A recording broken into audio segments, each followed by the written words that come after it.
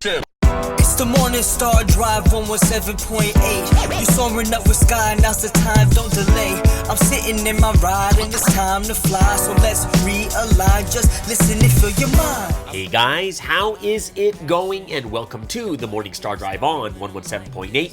It is Tuesday, September 12th, and so happy for you joining us. We are ready to start another day together with the Lord. So subscribe to us on YouTube, follow us on SoundCloud, and make sure to support us on Patreon. So today we have an exciting podcast for you. We have Provi in the media, the practical word study, and of course commentaries, updates, and news on what is happening around the world in this history today. Ooh, all right, everyone. How are you doing? And yes, it is Tuesday. We're getting into the meat of the week. Monday is finally in the books. Hope you guys enjoyed it. If you haven't yet, go ahead, leave a like and comment to build our community. Just super happy for everyone joining us every weekday on the Morning Star Drive. So let's get up, support each other each and every day. This week's Sunday message title, Learn from Me, the one who broke the seals, right? So great message. And of course, I'm sure a lot of you guys are looking over that message once again. A lot of juicy golden nuggets of the word that are coming back out. And yes, it does feel like we're getting intensive, extensive review of the core key lessons from the word that we've heard that brought us into this history too. So I'm excited about that also, especially as being a lecturer. Just being able to listen to like 4 lectures in an hour, that is it's not even intense. What I'm going to say as a lecturer, 4 lectures in like an hour is like a master class.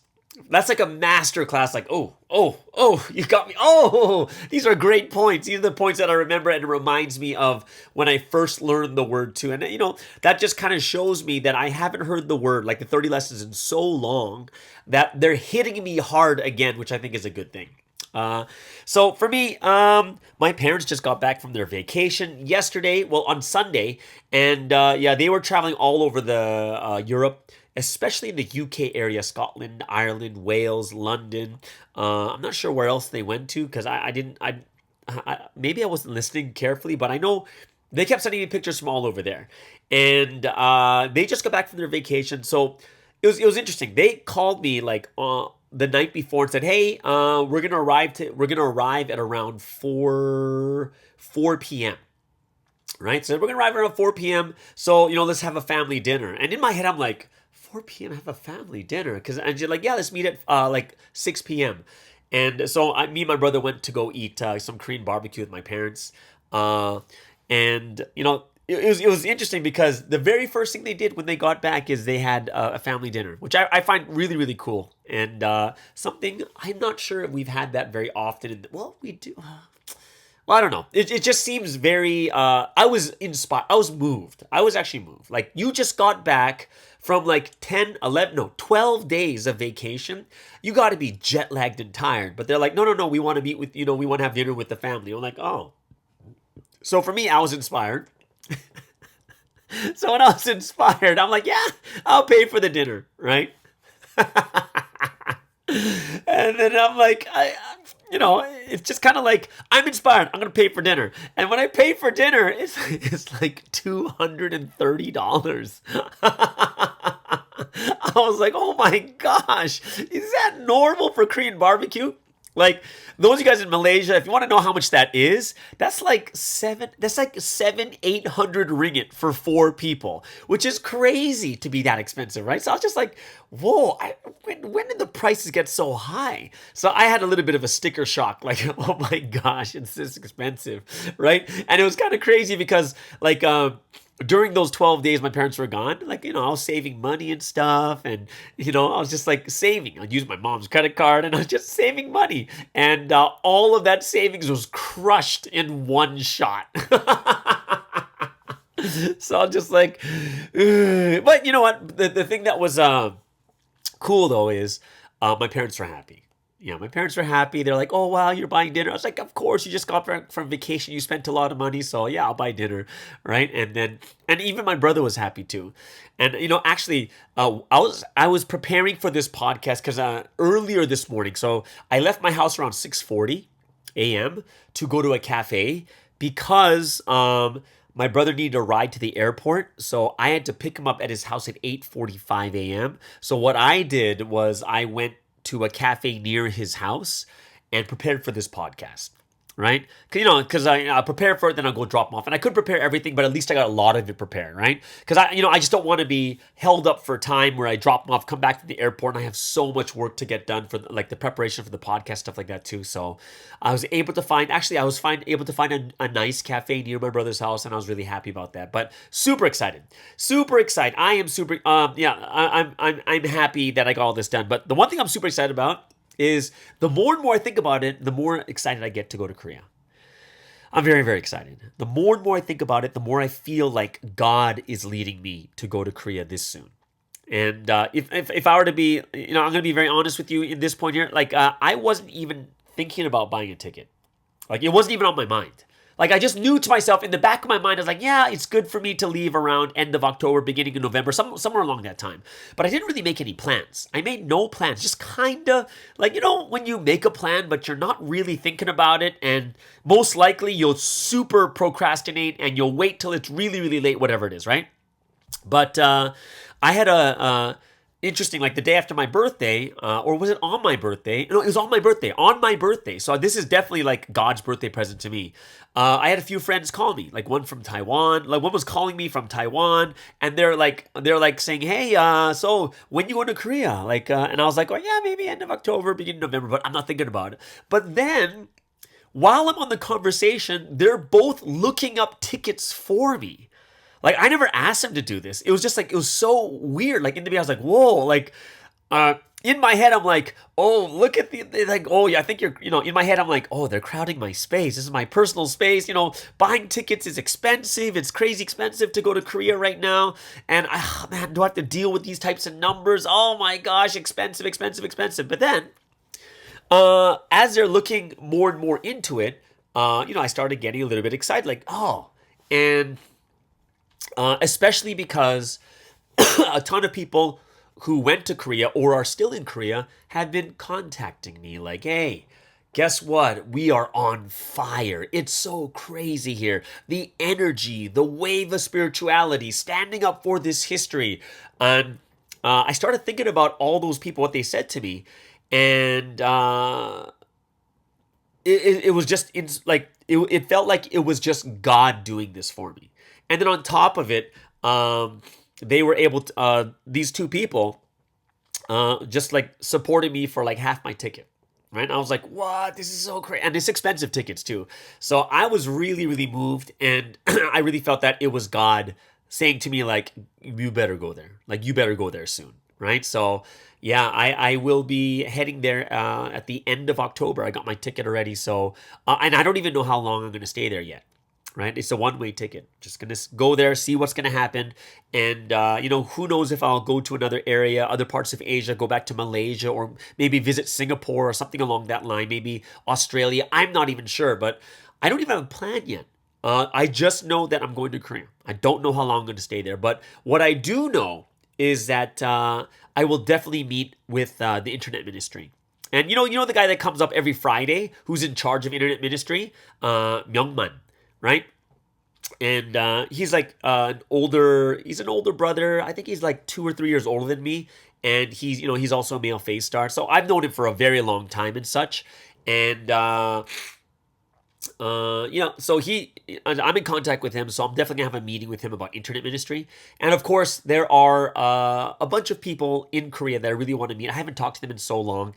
And me being from Whitestone Church, I actually do want to go there. Like, I want to see the people and I want to see how they're doing, because they were like family, right?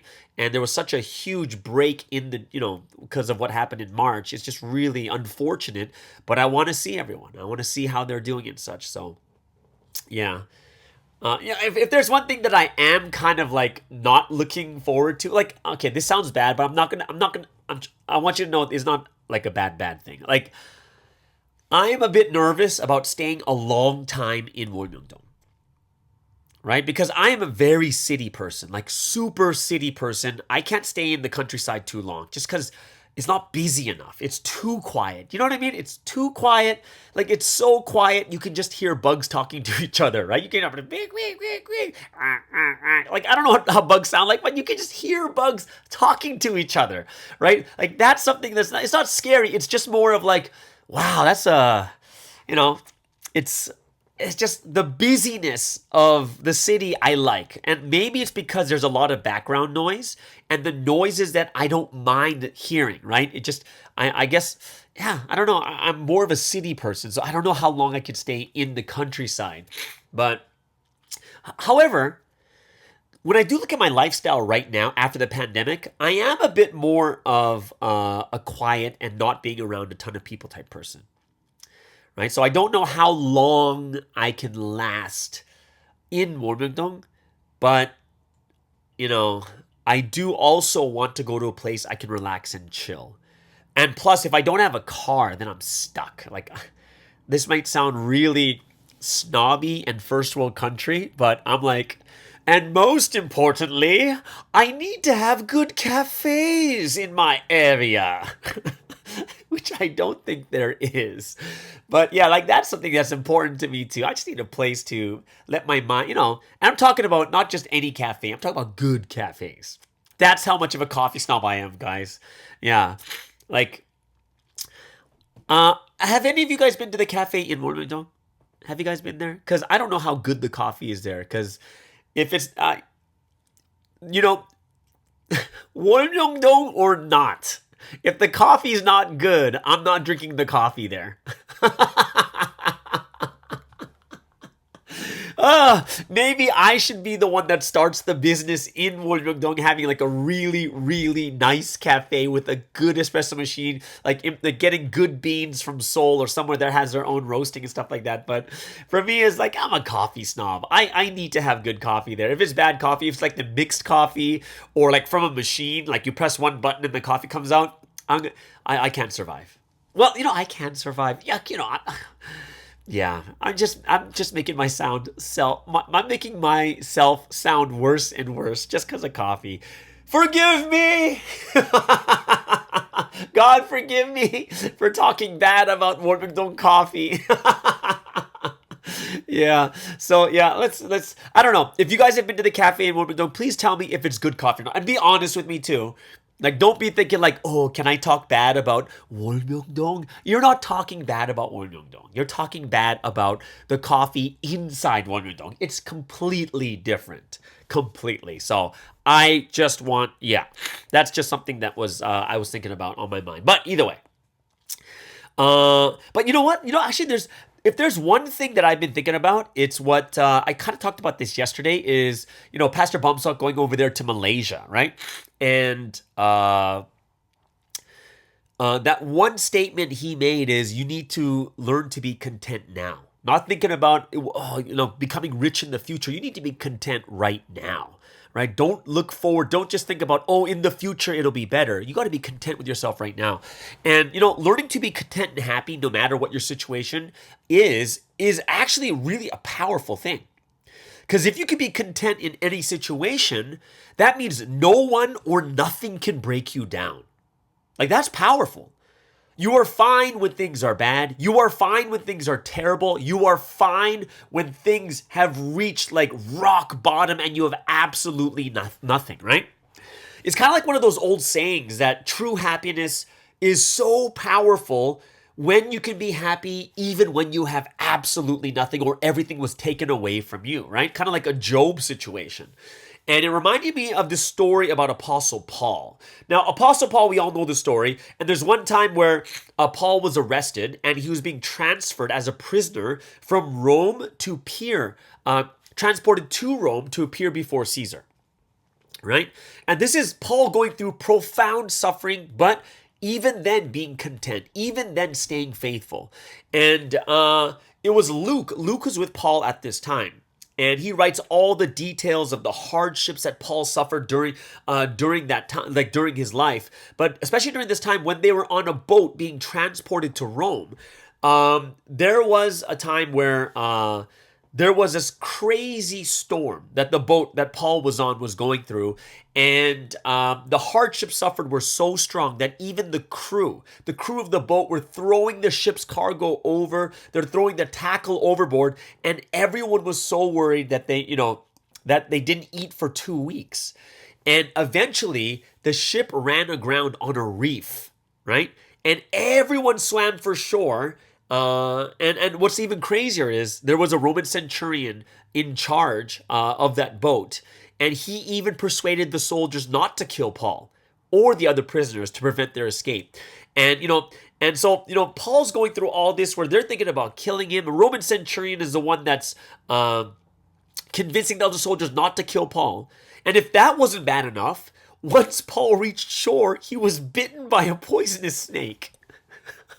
Like, tell me, this is only one of the stories. Tell me how crazy bad this story is. He's already arrested. He's going to meet with Caesar. He's arrested, going to meet with Caesar. There's a storm that's so terrible. They're throwing everything overboard. The boat hits a reef. Everyone has to swim to shore. And when you finally get to shore, they're thinking about killing all the prisoners, but someone has to convince them not to kill them. And then on top of that, you get like bitten by a poisonous snake. Like, that's crazy. And even one point of the story, Luke was remarking, and this is in Acts chapter 27, that while they're on the boat, Luke was saying that what verse is this? Acts 27 verse 20. Neither sun nor stars appeared for many days, and the storm continued raging. We finally gave up all hope of being saved. So think about this. They gave up hope of being saved. And the one thing you have to understand back at those times is how important is it that, when Luke says something like neither sun nor stars appeared for many days. Why is this important, especially for those times? Because in ancient times, sailors got their bearings by looking at the sun during the days and the stars during the night. So when the storm blotted out, the sun and the stars, the condition of the crew and passengers were very grave. They lost hope. They didn't know exactly what they were going to do. But then Paul, during this time, when it's like that crazy, he stands up and he tells everyone, take heart. Why? God has assured him in a dream that he would appear before Caesar, and that in the meantime, he would also keep everyone safe. Like, tell me how bold that is. Like, how content. Like, he knows. He knows what's going on. He knows God is with him. He's staying faithful regardless. And remember, guys, this is only one of the stories. This is not 5 times he was he was flogged 39 times. 5 times. Tell me that's crazy. This is only one of those stories. And even in the midst of absolute suffering and struggle, he still stood up. He stood up and he said, no, don't worry about this. God's told me, he's assured me, I'm going to meet Caesar. And I'm going to make sure everyone here is safe. Can you imagine having that much boldness, that much faithfulness, being that confident in a situation like that? And then when you get ashore, you're bitten by a poisonous snake. Tell me how crazy that really is. Right? I think it's nuts. Right? I think it's pretty crazy that that is actually happening. Like, he can be that powerful. Like, he sounds so powerful in that moment. He does. And I think that's something that, we have to kind of take from Paul. Like, Paul went through the worst suffering and he was happy. He was content. It wasn't about you. And do you think he had any delusions that he'd be rich? And the answer is no. The only thing that was delusional was not Paul, but it was the people looking at Paul thinking that Paul was delusional. That's it. Nothing else. And I looked at that, I was like, wow, that's really, really powerful. And I thought that's something that all of us had to really think about too. So, just thinking about what Pastor Baumsug said during that sharing time was really something that was meaningful, that I thought, like, yeah, that is something, that is a state that we need to reach, right? Absolutely. I had this very funny and interesting conversation with a member, right? And it's a funny conversation, so please don't take this like super seriously. But at one point I realized it could be quite serious because of how we look at this, right? So the conversation was about who is considered the first person to be evangelized in a nation, right? Who is the first one to be evangelized in a nation, right? Now, personally, I think it's important and unimportant at the same time, right? Like, for instance, how important is it? Well, if the person leaves Providence, it makes no difference. If the person is no longer active, they're not doing anything to contribute, does it really make a difference if you're the first or not? Does that really make a difference? And I think not really, right? And, if we were to get down to the nitty-gritty of it, I was thinking to myself is like, what constitutes someone as the first? Now, let me tell you how this conversation came up, right? Because this conversation is actually not the first time. This has happened just today, but this is the third time someone asked me or talked about it with me over the last 5 months. So 3 times in 5 months, that's a lot, right? And there's like two other people that are saying that they're the first in Canada. And, they're like going, yeah, but who's the first? And they said to me, I thought you were the first. And I'm like, well, I guess it depends on what you constitute as the first. Like, does it mean they were the first to be evangelized inside their nation? Like, you have to be evangelized in that nation? Does it mean that they're the first to run in their nation? I don't know. Like what would be the criteria for it? Does it mean they have to be a leader in their nation? So, there could be, I think, it's a very interesting thing. And I actually think that it's pretty clear what it means to be the first evangelized of your nation. I wouldn't say in, I say of, right? And because, if someone is the first to be evangelized, but they were evangelized in another nation, does that mean they are no longer the first of their nation because they were evangelized in another nation? And my answer to that is, I don't think so. Right? I was evangelized in America, but I'm Canadian, born and raised. I was born in Canada, raised in Canada. My passport's Canadian. Like, I am Canadian kind of thing, right? And does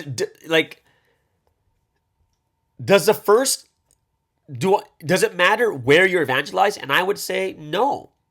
It doesn't matter, right? For instance, if I look at other nations, like take a look at your nation too. Like look at the nations around the world, like Singapore, Malaysia, Thailand, like some of these countries I've been to, like some of them were evangelized in Korea. Some of them were the first people were evangelized in Taiwan or Korea or Japan, right? Now, does that mean they're no longer considered the first? Right? Because I even know Japan. Japan is so good at evangelizing foreigners. From what I've experienced with them, they'll evangelize foreigners in Japan and then they'll be raised and sent back, right, to their countries or to run, right?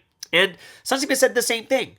Go evangelize foreigners in your country, raise them up, and send them back to save their nation, right? That's still the first. And that's why a lot of people, like in Japan, they're looking for firsts. Like, oh, we don't have anyone in this nation. And even though they're evangelized in Japan, they're still considered the first of their nation, right? And that's why I don't think you need to be evangelized in that nation, right?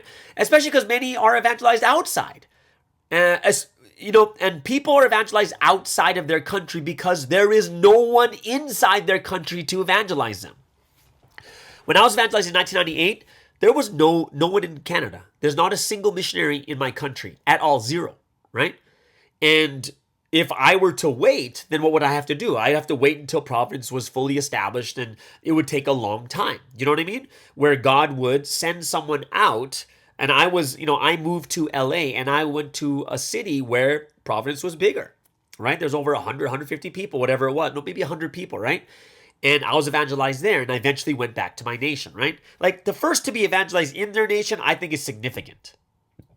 Because if someone is the first to be evangelized inside of their nation, I believe that's significant. They're not the first to be evangelized in their nation, but I think they're significant. It's like the first fruits of all the conditions that were set by the people before them, whether they were Koreans that are missionizing, you have a missionary over there, right? All those conditions and stuff are set so that first person can be evangelized, right?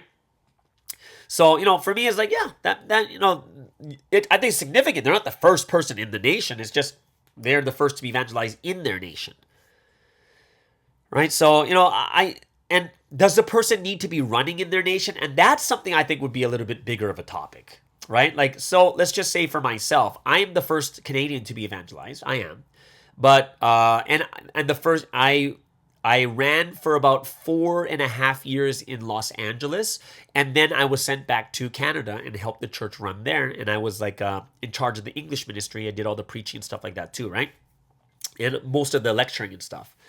And I did, I was there for 3 years, and I left not because I was, I wanted to leave. I left because Sunsteam sent me to go missionize in other countries. Yeah, Sunsteam sent me to go evangelize starting to evangelize in other countries around the world. So I went to the UK first, I went to London, and then I helped out in Europe, and then went down to Africa, Australia, New Zealand. Like, I went all over the place after that. And from 2005. 2005 until now, I haven't had a mission since, which means that's like what? That's like 18 years. 18 years I haven't been running in Canada. Right? And, I did it, right? So I didn't really contribute to it, but I was still contributing to Providence in general. And, like I said, the reason I bring this up is I don't think it's that important, because I think that this topic can sometimes become toxic. I think it could. Because people put a lot of pressure on others, saying, hey, you're the first in this country. You got to set the condition for the entire nation. I think that could be very toxic, because it can put way too much pressure on people. They don't need to know. It's okay. Just let them run the way that they want, right? So, like I said, I wasn't even evangelized here. I was evangelized outside because there was no one here to evangelize me. And, other people are claiming to be it. And I'm like, that's bold. That's bold to even kind of bring that up. I think it's bold too. Because is it a big deal? And the answer is yes and no. But to make it a big deal, to say, I am the first, I think that's putting a whole lot of pressure on yourself. A lot of responsibility putting on yourself. And yeah, like, even for me, when I first came, when people were telling me I'm the first Canadian, I took it very seriously. And like I told you, I went back to Canada and I ran in Canada, but eventually Sunsteam sent me to another country. Like, Sunsteam sent me. I didn't choose that. Sunsteam sent me, right? I thought I would stay in Canada for the rest of my life, but I've only ran in Canada for 3 years out of my 25 years in Providence. I've run for 3 years with a mission inside of Canada, like actually like leading the English ministry. And, even for me, I don't even have a mission right now, even though I've been in Canada for 5 months, and I'll be heading out again. So it's really interesting, the path that God has given, right? So, I thought it was a very interesting topic. I don't know what you guys think about it, but I personally don't even think you need to have someone, like, you don't have to be evangelized inside the country. It's just whoever's first is first, right? And I think it could be toxic if you make it like super like pressure, like, oh, you're the first. Oh, you're a first. And honestly, I think it would be kind of embarrassing to claim such a thing if you're not doing much in Providence right now. Because remember, what's the expectation of someone being the first? It's a huge expectation. Like, for me, I couldn't say it. If I was doing nothing in Providence, like if I was like kind of like just hanging around, not doing anything at all, I think I would have a tough time even saying that I was the first. I would have a really tough time with that, because I would be kind of embarrassed. It's a tough thing to actually say and talk about. I don't know what you guys think, but that's just kind of one of the thoughts that I was having, because that's like, even when I heard that people were saying, like, oh, 2 other people were saying, oh, that they're the first, I kind of laughed. Because it's like, why? Like, what does it matter? What does it really matter? Right? What does it matter? I personally don't think it's a big thing, because I think it can either give too much pressure, or it's something petty to talk about. Well, petty, but like I said, important and unimportant at the same time. Like, for me too, like, how many times have I brought this up in this podcast? Well, in 3.5 it's 3.5 years, right? Over 3.5 years I've been doing this podcast. I think this is the second time I've brought it up in 3.5 years. I don't think it's I just don't think it's gonna matter. Like, when you look at what Sunsteam talks about, remember in the past where people would be arguing about, who's the first that Sunsteam evangelized? But Sunsteam's like, no, there's only first is me. I am the first. Because everyone else keeps leaving. All these first people, like, oh, I was the first, the top 5. I think of the first 5 people Sunsteam evangelized, I think only 1 is remaining. I think 1, maybe 1 of the first 5 is remaining, right? And when we hear about, we get so disappointed, like, when AJ left and stuff, like all that stuff, we get so, oh my gosh, how could she leave? In the end, Sunseem already talked about this, like 20 years ago when the second in command, like who was the first AJ, right? That person left too. And Sunseem's like, hey, don't think about the first. I am the first. Right? So he's like, I am the first. Don't worry about second and third and fourth and fifth. I am the first and I will never leave, so you'll never have to worry about this. And that's the same thing for us too. We have to, I think what we need to think about is, does it really matter? It may matter like way, like more of like something when everything is all said and done. Because anyone can leave in the middle. Anyone can end up doing nothing. Anyone can end up not contributing or whatever it is, right? I think you have to, like these types of things, you got to wait until way later. Like at the very, very end, when all is said and done, it's something you can talk about or even brag about, whatever it is, if you're in the golden city talking to God. Like that's the time I think you can actually really, like it'll be a good conversation. Because you can talk about all the conditions you set, all the things you did, and you survived until the end. By the way, survived until the end, guys, I am going to make a new clothing shirt. And I'm going to start putting it out in probably November, December on my online clothing site. And it's going to be, it's going to, it's going to say on all the sweaters, everything else is going to be, I survived 2023. That's going to be the shirt. Like I forget who I was talking to about this, but we were like going, that would be a cool shirt or like a thing to have that we can wear. Like I survived 2023, like cups and mugs, like all those things that I have on my website. That's one of the things I'm going to make. I'm going to make a I survived or Survivor 2023, something along that line. That's gonna be really, really funny, but it'll kind of be like a pride thing too that we made it till this point. So I'm going to start working on this one too. So I hope that when it comes out, I'll show you guys, because there's no point in making it now because we're not at the end. I have to like bring it out when it comes to like November, December, and then this is gonna be the fun one when it's like I survived kind of thing. So I am definitely I'm gonna that's a nice idea for a new shirt or a new clothing line, right? The I survived 2023. I think it's gonna be hilarious either way. So last but not least, I did get a question from Instagram. You know what? I'll save this. Yeah, I got a question from Instagram, and they said, "Hi, Pastor Sky, I have a question, right? I've been wondering after reading through the slides on the lecture of angels and Satans, we came across the verses in Revelation, which is Revelation chapter 12, 1 through 17, talking about the great dragon, right? And the pregnant woman, right? And we also heard that Sunseem's mom had a dream about a dragon before, but we're not sure how to interpret her dream and who the dragon actually refers to. Right, so we also saw that the dragon can be interpreted as Satan, even though most people know him as a serpent. We know the characteristics of a serpent and understood how come the serpent in the Bible is referred to Satan, but we're not sure how does a dragon have any correlation with Satan. It would be awesome if you talk a little on this chapter in one of the days of your podcast. And Sunseem actually already talked about this a long time ago. Sunseem's mom did have a dream of a dragon, and that dragon actually symbolizes Sunseem. But then you're like going, wait a second, but isn't a dragon symbolizing serpent? Well, a dragon is a serpent. It's like a snake with, it's like a snake with legs, right? So the serpent in the dragon in the Revelation chapter 12 is Satan. But then we're going to be like, and this is one of the worries that Sunseem had is like, wait, you had a dream that I was you had a dragon as my birth dream, but that's kind of really weird because a dragon symbolizes Satan, right? So how do we understand and how does Sunseem explain it? Well, remember, one thing you have to understand is that when God speaks to us in visions and dreams, there's a lot of symbolism, right? But God is always speaking to us according to our level, our knowledge, our culture, and stuff like that too, right? So you got to think about this. Even before Sunseem's mom became a Christian, right?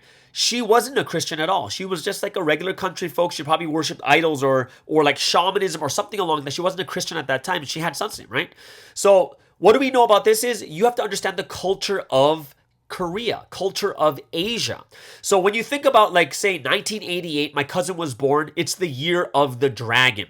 Does that mean that's the year of Satan? No, it is a Chinese zodiac, right? So if it's a Chinese zodiac, the dragon is good or bad. Well, in Asian culture, it is good. It is great, right? That's why Bruce Lee is the dragon, right? Bruce Lee is a dragon, which is a great thing. Bruce Lee was born in the year of the dragon too, right? So we need to understand is, some cultures are different, and God has to speak to the people according to their culture, according to the way that they think, the way that, like, when they see a dragon in China, you're not going to be like, Satan! You're going to be like, whoa, is this Bruce Lee? Or this must be a great person because they are a dragon. And that's why you're going to see in a lot of Asian culture, or even in Chinese, you have the dragon dance, right? You're going to see a lot of the artistry in Chinese culture. There's going to be a lot of dragons too, right? It's considered good luck. It's considered something great.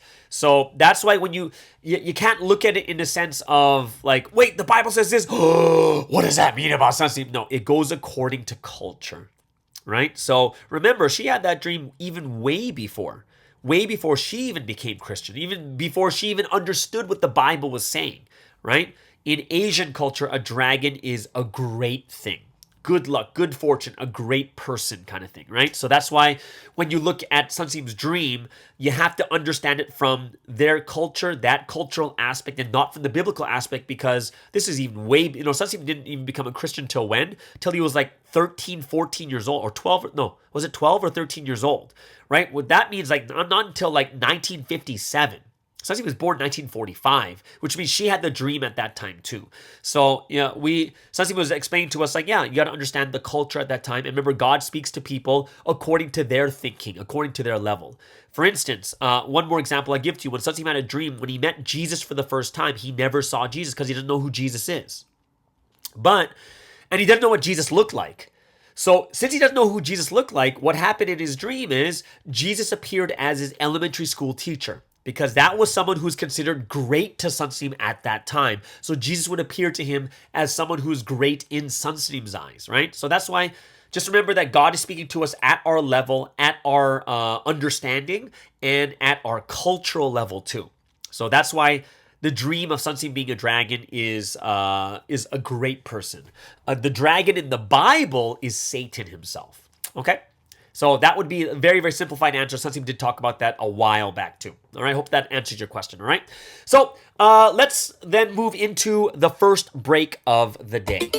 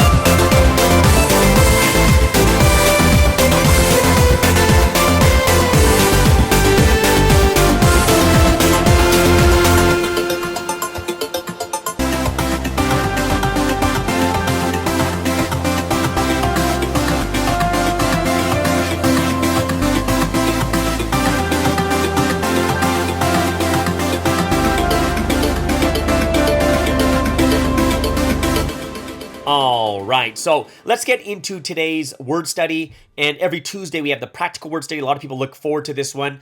And today I'm going to do things, I want to talk about something very, very interesting because this week's message is about breaking the seals. And we went over like 4 or 5 lessons altogether, right?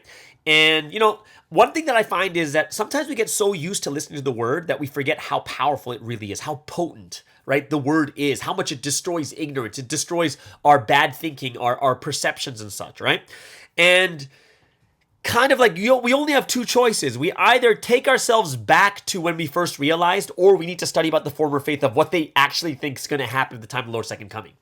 So what I want to do today is I'm going to go over the key lessons we learned in the Sunday message, but I'm not going to go over I'm not going to go over, and this verse said this, and this verse said this. No, I'm going to go over the importance of why these lessons are so groundbreaking. What did it change in our life? What did it change in our perception and our thoughts that makes us understand about this time period right now, right? So remember, I'm not going to go over the lesson. We already know the answer to the lesson. We're going to go over why they are so key, right? Why it transforms us like in such a massive way. So first, let's start off with the resurrection. And resurrection has been talked about for the last couple of weeks. And this is a very, very huge key lesson because this lesson is the difference between receiving Jesus' Lord's second coming or not. That's the difference. When you know this lesson, it will determine whether you receive the Lord's second coming or not. That's how big this lesson is. Because it's about, do you know that it was a spiritual resurrection, that Jesus did not resurrect in his body? He did not go to heaven in his body. He went to heaven in his spirit. His spirit resurrected. Once you understand that it is a spiritual resurrection, you're very clear that Jesus died in the body and only resurrected in the spirit.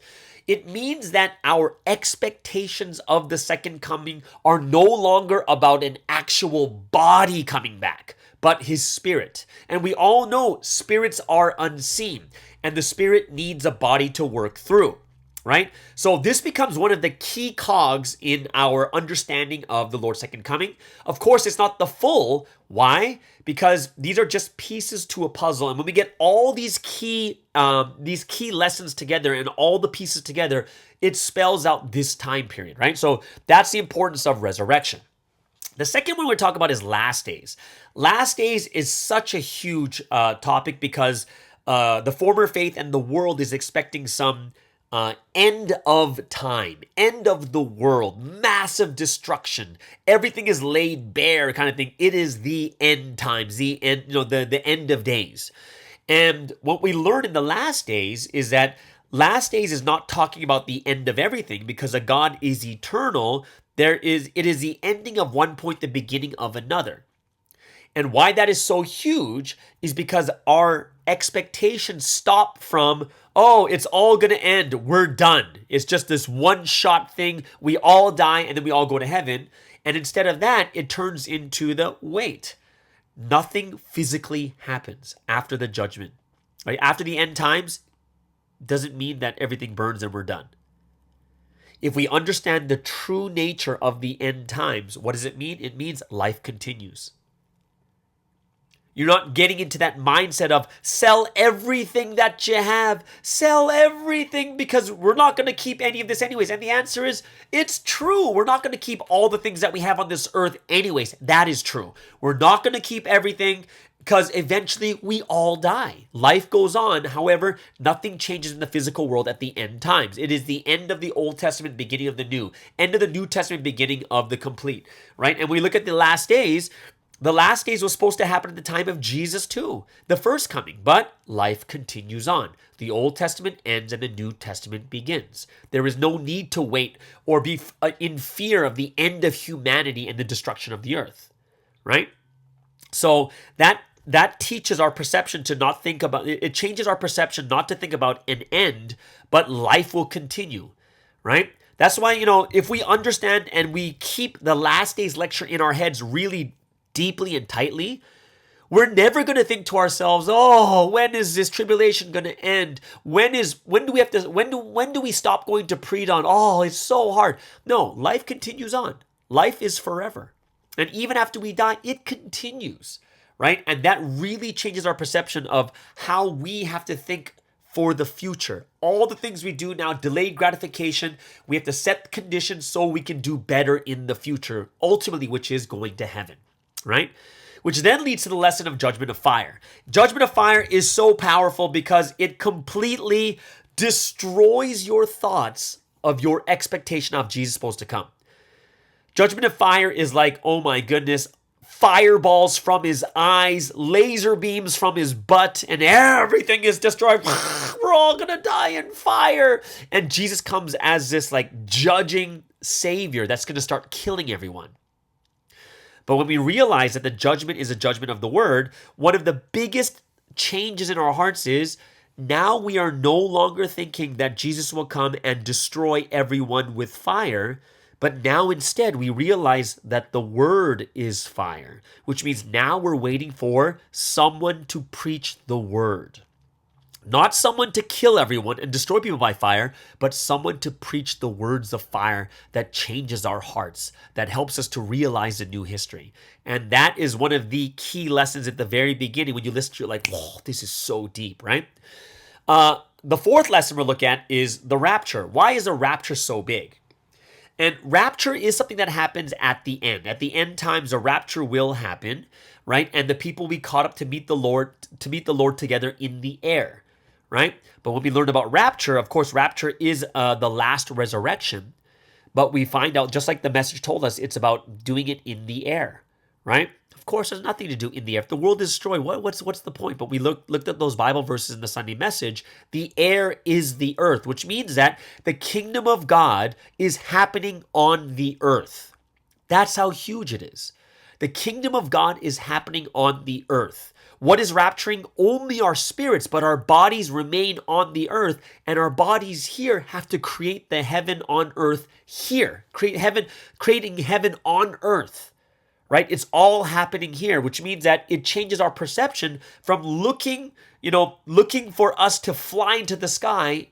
Instead of that, we're going to make history here on the earth, right? And that's why you start to see that these pieces start coming together, right? Which the final one that I'll talk about, the fifth one that came from the message is the clouds. And clouds is one of the perennial ones too, because it's such a fundamental lesson, because when we learn that Jesus will come back on the clouds, if it's literal, we look up to the sky, waiting for a human figure to be riding a literal cloud. But we learn, of course, it's clean human beings that believe and follow the Messiah. It means that the Lord is coming where? On the earth, not in the sky. On the earth, just like we heard in like Micah 5:2 comes from Bethlehem. We learned in Isaiah chapter 11, 1 and 2 comes from the lineage of David with the Spirit of the Lord resting on this person. And that is like the Lord resting on a person is the clouds, right? Riding the human cloud is miniaturized as the Lord's Spirit needs to come on a clean cloud, which is that single human being, the man of mission, the representative, and the Lord's Spirit will rest upon this person, right? And that completely flips our perception to believe in the Lord on the earth, looking for a human being, not looking in the sky for a spirit. We're looking for a human being on the earth, just like it happened at Jesus' time 2,000 years ago, right? People who believe in literal clouds will look up in the sky and they will never meet the Lord, where the people who understand the clouds lesson, they are now looking on the earth for a person that will preach the word. So when you put all the pieces of the puzzle together, we realize that, hey, don't look up into the sky. It's all happening on the earth, right? That same Jesus that resurrected spiritually, went into heaven spiritually, comes back down spiritually. And the clouds lesson teaches us that he will come through a human being. And when that happens, what's going to happen? He's going to preach with fire, which means preaching with the words, expecting an actual human being to preach the words of fire, so that we know that that Jesus is on this person. Jesus' Spirit is resting upon this person. And through that person, what's going to happen is the rapture will happen. Our spirits, but we have to create the kingdom of heaven here on earth, which means all the pieces to the puzzle come together. We're like, oh, this is what it's actually saying. Right? And that's something that I do think that we have to not only just be able to teach the individual lessons, we have to be able to teach the lessons, understanding all the pieces to the puzzle that we could put it together for people. And this is one of the reasons why when I was running in England, right? When I was a missionary in England, there were like 3 people. I taught the entire lessons in one sitting. It was like 8 hours. 8 hours straight of teaching all the key lessons, and everything comes together, and we need to understand as lecturers all the pieces of the puzzle that come together. And when you realize all the pieces of the puzzle, it's like, oh, that makes sense. This is why this is important here. And you connect it to this one, which connects to this one, which connects to this one, right? And then you'll be able to teach like straight through. The longest I've taught was like 10 and a half hours. Straight through, right? Maybe a break to go to the bathroom, maybe a break to have a coffee, maybe a break to have a Red Bull, whatever it is. But I taught once for 6.5 hours. I taught once for 8 hours, 8.5, and 10.5, right? And we went straight through, right? So that is something I do think that we as lecturers, we need to learn how to understand what pieces of the puzzle each of these lessons are. All right? There it is, guys. That is today's practical word study. Hope it's something that it helps you guys out a lot to understand the meaning behind these lessons too. Okay? So let's move into the second break of the day.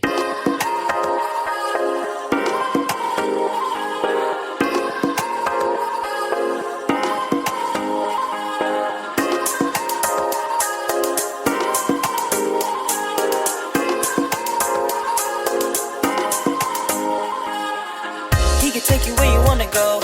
You gotta really show him that you want it though. He can show you where you wanna be. You gotta put in words that'll be unseen. Look, and it's just like that. Take it to the golden city just with a snap. You don't even got a trip, no, we got your back. All you gotta do is sit back and relax. There's this love between you and I that is so strong. I don't wanna ever lose it, then I'll be alone. But if I leave his arms a wonder, I'll be sitting all alone just to ponder. Make up your mind and act as you should. I'ma show you we can be the greatest dude I ever stood. Living with the Lord every day is like my paradise. If you leave your worries and concerns to him, you'll be alright. Really wanna live with happiness and hope. You gotta live with the one you love the most. And don't forget that even on darkest roads, just find the Lord and grab your heart. Control your deeds. A pretty paradise right from the start. Paradise. All the night brings darkness. You're like the sun, yeah, you always shine so bright. And I can't wait to see you, cause you are my only paradise. Together we're the greatest. Just like the moon and the stars, we light the night. And I can't wait to see you, cause you are my only paradise. The weather's fine, the temperature's cool. 7 on earth, cause I'm with you. Ain't nothing better when we live forever. When we make us to be one true love. Birds of a feather flock together. And it's just like that. Give you my love, cause I don't hold back. Call me your love, cause I know you got stacks. This love is real, cause we got it like that.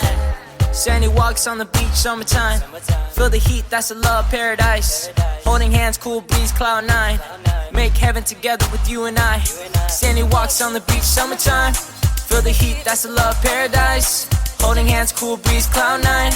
Make heaven together with you and I. Really wanna live with happiness and hope. You gotta live with the one you love the most. And don't forget that even on darkest roads, just find the Lord and grab your heart. Control your deeds. A pretty paradise right from the start. Paradise. All the night brings darkness. You're like the sun, yeah, you always shine so bright. And I can't wait to see you, cause you are my only paradise. Together we're the greatest. Just like the moon and the stars, we light the night. And I can't wait to see you, cause you are my only paradise. He can take you where you wanna go. He can take you where you wanna go. He can take you where you wanna go. He can take you where you wanna go. He can show you what you wanna know. He can show you what you wanna know. I have realized I'm not alone, because living with you is like my paradise. All the night brings darkness. You're like the sun, yeah, you always shine so bright. And I can't wait to see you, cause you are my only paradise. Together we're the greatest. Just like the moon and the stars, we light the night. And I can't wait to see you, cause you are my only paradise. All the night brings darkness. You're like the sun, yeah, you always shine so bright. And I can't wait to see you, cause you are my only paradise. Together we're the greatest. Just like the moon and the stars, we light the night. And I can't wait to see you, cause you are my only paradise.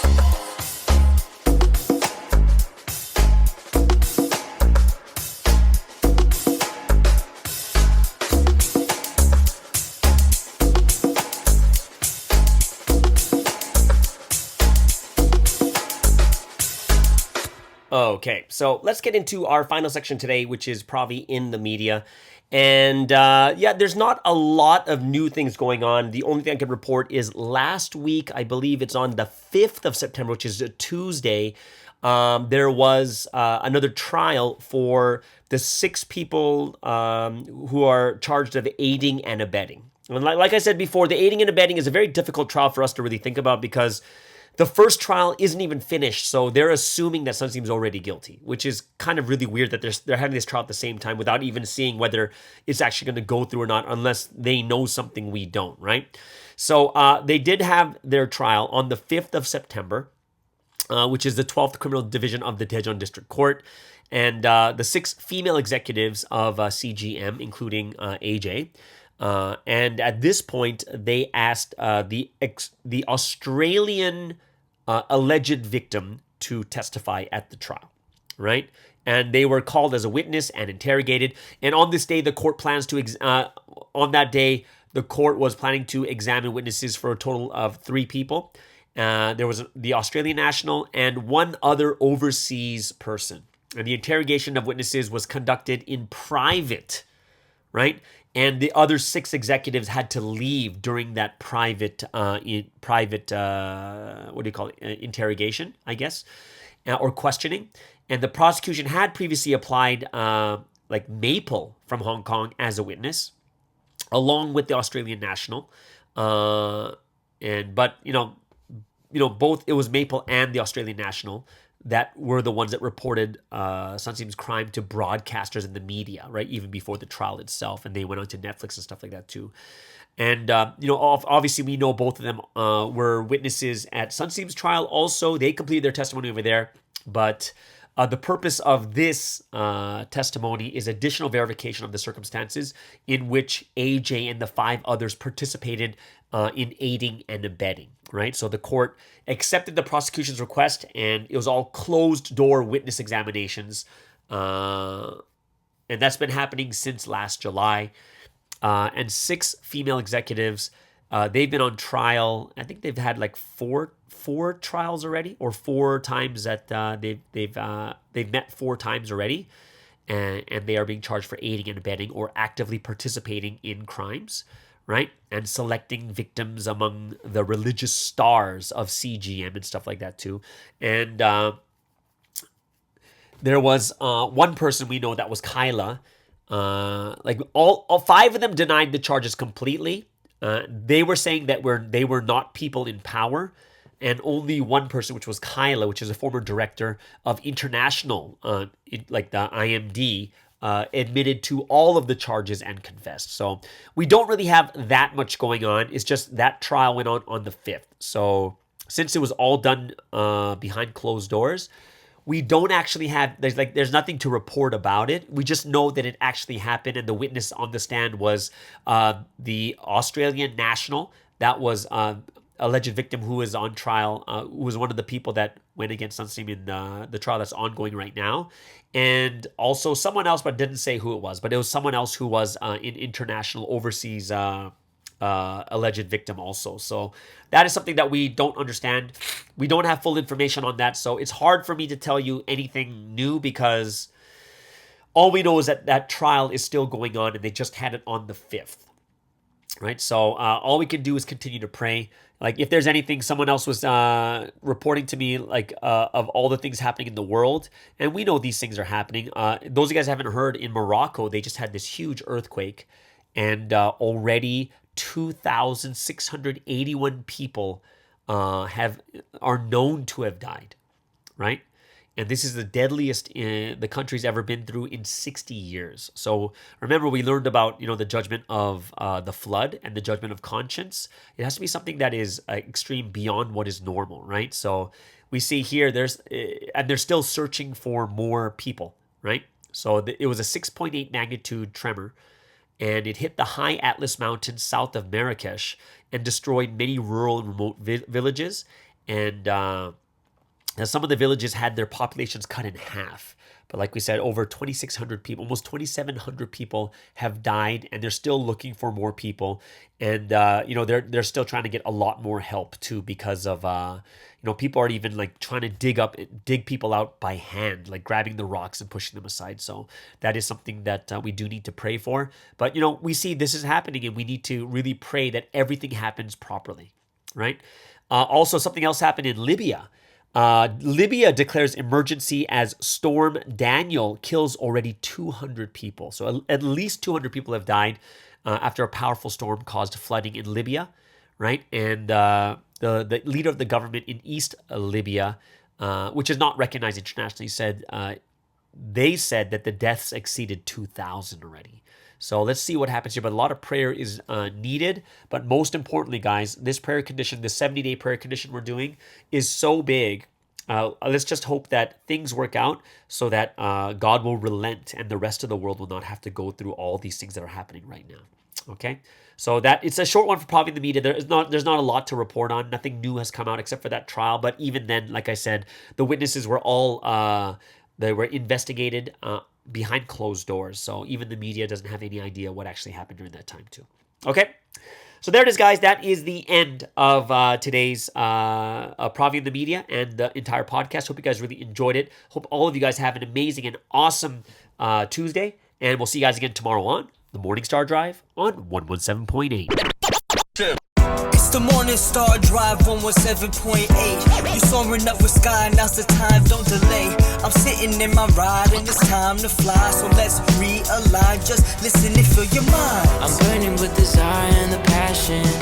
Nobody can stop me when I'm like this. I got my head in the zone, I'm on the Morning Star Drive, I'm burning with desire and the passion. Nobody can stop me when I'm